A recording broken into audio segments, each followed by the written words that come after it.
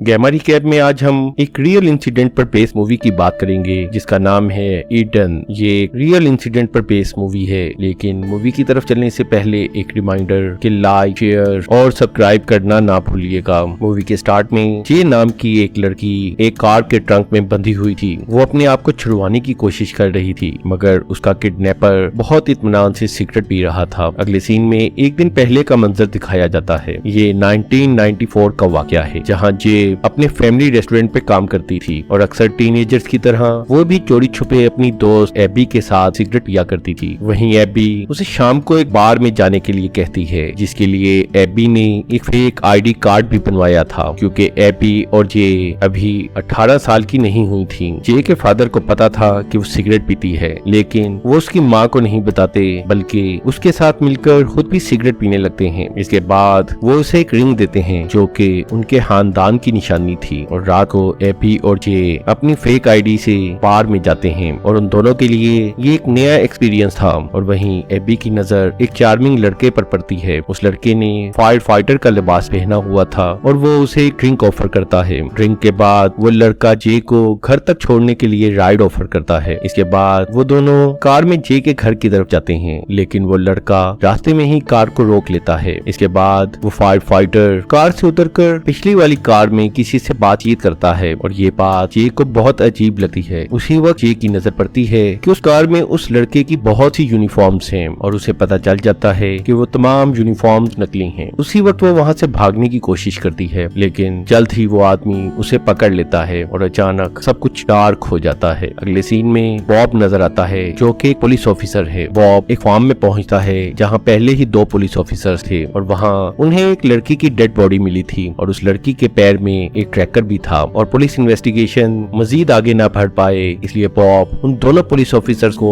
वहीं शूट कर देता है। इसके बाद फिर जे नजर आती है, और इस दफा वो एक ट्रक में थी, और उसके साथ उस ट्रक में बहुत सी दूसरी लड़कियां भी थीं। जे नहीं जानती थी कि उसके साथ क्या होने वाला है। ट्रक एक जगह आकर रुकता है और एक आदमी उन सबको खींच के बाहर निकालता है। इसके बाद जे एक ऑपरेशन थिएटर में नजर आती है। वहीं एक बूढ़ी नर्स आती है और वो जे को एक इंजेक्शन लगाती है, और यहाँ जे फासिस्टी चलाती रह जाती है। जब जे की आंख खुलती है तो वो एक छोटे से कमरे में थी, जहाँ उसके साथ और भी कई लड़कियां थीं। इसके बाद वहाँ एक अनाउंसमेंट होती है, और इसके बाद नजर आता है मुख्तलिफ उम्र की कई लड़कियां मौजूद थीं, और इन तमाम लड़कियों को यहाँ किडनैप करके लाया गया था। इसके बाद यहाँ बॉब आता है और सबको एक गिफ्ट देता है। जे अभी भी कमरे के अंदर थी, और वो कमरे के अंदर से ही देख रही थी कि बाहर क्या हो रहा है, और बॉब सबको एक बिल्ली का बच्चा तोहफे में दे रहा था। इसके बाद बॉब जे के पास आता है और उसे इस माहौल में ढलने के लिए कुछ वक्त देता है। अगले दिन जे बाकी लड़कियों के साथ बाथरूम में नहाने गई, और वहाँ एक नर्स तमाम लड़कियों को चेक कर रही थी, और वहीं तमाम लड़कियों को एक ड्रग दी जाती है। इसके बाद सब लड़कियां अपना लंच करती हैं, और तमाम लड़कियां अपनी बिल्ली से खेल रही थी, क्योंकि उनकी लाइफ में आपस यही एक खुशी थी। और इसी तरह कुछ दिन गुजर जाते हैं, और वहाँ वोग नाम का एक आदमी कुछ लड़कियों को सिलेक्ट करके वहाँ से कहीं ले जाता है, और उन लड़कियों में जे को भी सिलेक्ट किया जाता है। इसके बाद उसे एक वैन में डालकर एक जगह ले जाया जाता है। जे को एक खास किस्म का लेदर ड्रेस पहनाकर एक कैमरे के सामने लाया जाता है, और वहाँ जे के ऊपर तशद्दुद को रिकॉर्ड किया जा रहा था। वापसी पर जे अपनी रूम में पेंसिला के सामने रोने लगती है। इसके बाद एक दिन वॉग उसे अकेले ही जॉब के लिए ले जा रहा था, और उसके क्लाइंट ने जे को स्पेशली कूल गर्ल के कपड़ों में बुलाया था। जे को जॉन के पास छोड़कर वॉग बाथरूम में जाकर ड्रग्स ले रहा था, और तभी उसे वहाँ चीखों की आवाज आती है। वो बाहर निकलकर देखता है कि जॉन जमीन पर पड़ा है, और जे उसे जख्मी करने के बाद वहाँ से भाग गई थी। जे अपनी जान बचाने के लिए बहुत तेजी से वहाँ से भाग रही थी, लेकिन आखिरकार वॉग उसे पकड़ लेता है। जे एक घर में घुसने में कामयाब हो गई थी, जहाँ 2 लेडीज अपना ड्रिंक एंजॉय कर रही थी, मगर वॉग वहाँ बताता है कि वो एक पुलिस ऑफिसर है और जे एक ड्रग एडिक्ट है, और वॉग उसे पकड़ने के लिए यहाँ आया है। इसके बाद जे को वापस लाकर बहुत ज्यादा पनिश किया जाता है, और पनिशमेंट के तौर पर जे को बांधकर एक बर्फ से भरे हुए टब में डाल दिया जाता है। इसके बाद वॉग बॉब से मिलता है, जो उसकी खूब इंसल्ट करता है और उसे एक थप्पड़ भी मार देता है। अब 1 साल का वक्त गुजर जाता है, और हम देखते हैं कि जे भी अपनी इस नई जिंदगी को एक्सेप्ट करती है, और अब उसका नाम जे से ईडन हो गया था, और उसे भी तमाम लड़कियों की तरह ड्रग्स के इंजेक्शन दिए जा रहे थे। वहीं पेंसिला उसकी बेस्ट फ्रेंड बन गई थी। वहीं हमें लॉरा नजर आती है, जो कि एक खूबसूरत लड़की थी, और और उसी के हाथ में जे की रिंग नजर आती है जो जे के फादर ने उसे दी थी। वहीं जे पेंसिला को बताती है कि अभी वो सिर्फ 19 साल की हुई है, जिस पर पेंसिला उसे बताती है कि वो खुशकिस्मत है कि वो बच गई है, क्योंकि यहाँ इतनी छोटी उम्र की लड़कियों को गायब कर दिया जाता है। उसी वक्त एक आदमी पेंसिला को मारते हुए वहाँ से ले जाता है। अगले सीन में देखा जा सकता है कि जे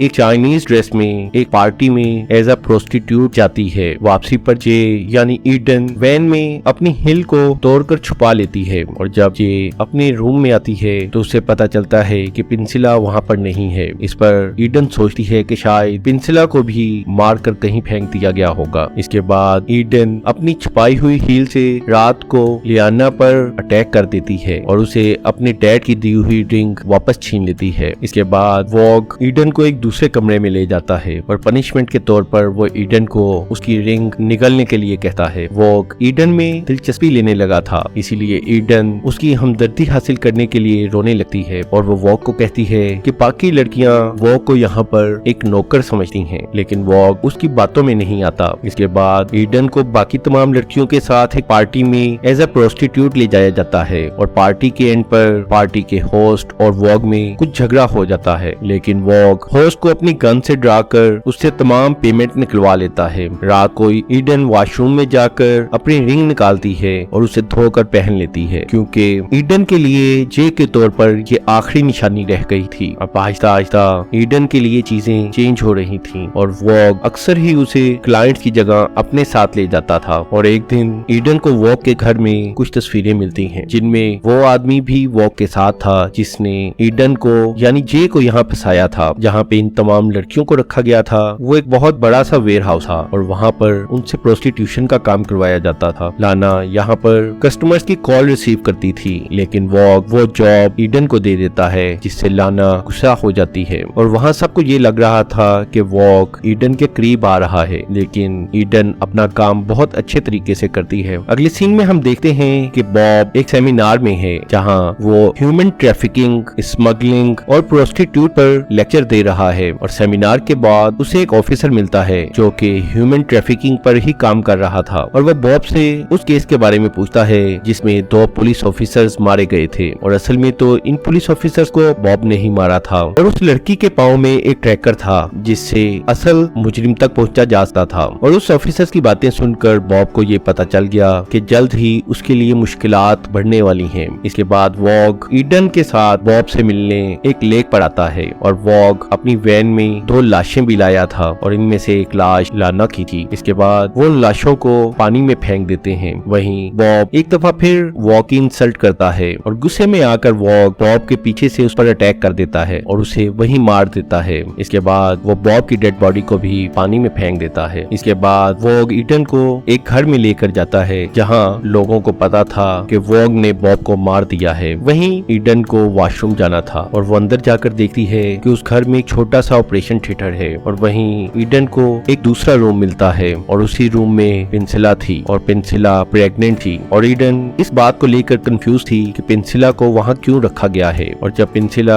चिल्लाने की कोशिश करती है तो ईडन उसे खामोश रहने के लिए कहती है और इसके बाद ईडन बाहर चली जाती है। बाहर टीवी पर बॉब के मरने की न्यूज चल रही थी। वापसी पर ईडन ड्राइव कर रही थी और वहीं वॉग उससे पूछता है कि क्या उसने घर में कुछ देखा, तो ईडन सिर्फ उसे ऑपरेशन थिएटर के बारे में ही बताती है। रास्ते में वॉग ईडन को एक जगह कार रोकने के लिए कहता है और उसमें से एक लड़की को निकाल कर ईडन को उसे शूट करने के लिए कहता है और अगर ईडन ने उसे शूट ना किया तो वो ईडन को शूट कर देगा और ईडन ने मजबूरन उस लड़की को शूट कर दिया और उसी वक्त ईडन को पता चलता है कि उस गन में बुलेट्स नहीं थी। असल में वॉग सिर्फ ईडन को आजमाना चाहता था। बॉब के मरने के बाद अब सब कुछ बदल चुका था। अब वॉग इस तमाम ग्रुप को हेड कर रहा था और वॉग उस वेयर हाउस को कहीं और शिफ्ट कर रहा था क्योंकि उसे शक था कि पुलिस उस तक पहुंच सकती है। उधर ईडन उसी बूढ़ी नर्स के पास जाती है जो उसे एक स्टोर रूम में ले जाती है जहाँ लड़कियों के पुराना सामान पड़ा था। अब सब लड़कियों को ट्रक में डालकर किसी दूसरी जगह ले जाया जा रहा था, लेकिन इन लड़कियों में ईडन नहीं थी और वॉग कहता है कि ईडन बहुत लकी है कि वो उन लड़कियों के साथ नहीं जा रही बल्कि